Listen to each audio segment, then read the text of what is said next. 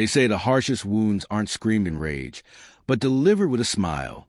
I learned that the night my girlfriend, the woman I'd trusted for 5 years, chose my sister's engagement party to tear me down in front of everyone. My name's Tomas. I'm not a man who craves drama. I work, I provide for my family, and I thought I had built a stable life with her. She was a lively one, social, magnetic, always the center of attention. That energy drew me in at first, but recently I'd started noticing the cracks. Late-night work calls, jokes about other men, that cut a little too close, and the way appearances seemed more important to her than what we actually had together. Whenever I asked about it, she brushed me off. "Don't be jealous," she'd laugh, pressing a quick kiss on my lips before heading out the door. I convinced myself I was just imagining things until everything came crashing down. It was supposed to be my sister's night. The hall was glowing with string lights, soft music in the air, guests laughing and clinking glasses. For a moment, I thought, finally, peace. Then she stood up with her glass raised. I assumed she was about to toast my sister, but the sharp curve of her smile told me otherwise. Wide, practiced, almost rehearsed. "You know what?" she said loudly, so the entire hall could hear.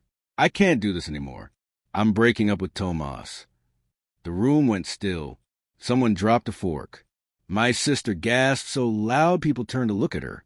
A few laughed nervously, thinking it was a joke, but she kept going, still smiling, as she rattled off complaints she'd never once voiced to me in private, that I was boring, that I didn't give her enough excitement, that maybe she needed a real man who understood her.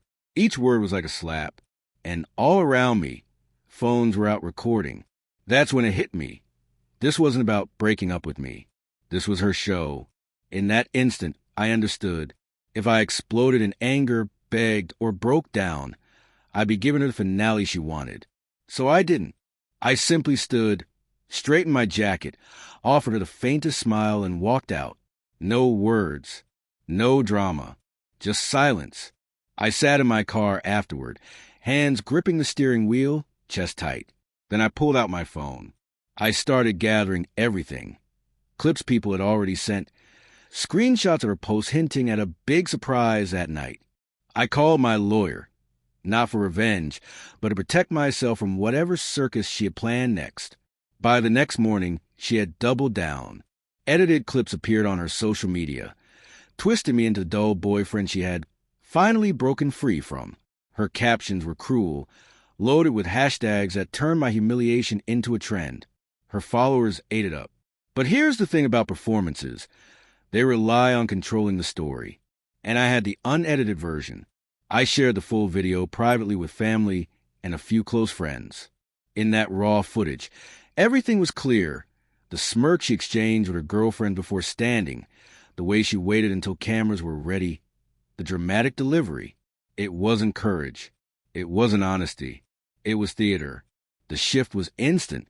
My family, silent and shocked the night before, finally understood. The whispers stopped.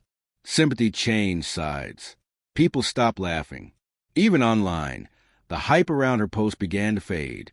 Without me reacting, without me feeding the fire, her spotlight dimmed. A sponsor even reached out, wary of being tied to such manufactured cruelty. Meanwhile, I stayed quiet but deliberate. I locked down our shared accounts, told the landlord I'd be reclaiming the apartment, and started moving my things. I refused to play a role in her performance any longer. I was taking my life back. And she noticed. Her calls shifted from smug to desperate. In one voicemail, she pleaded, "It was just a joke. You're overreacting." In another, "Please, Tomas, don't let everyone turn on me. We can fix this." But there was no fixing it. The truth was already out.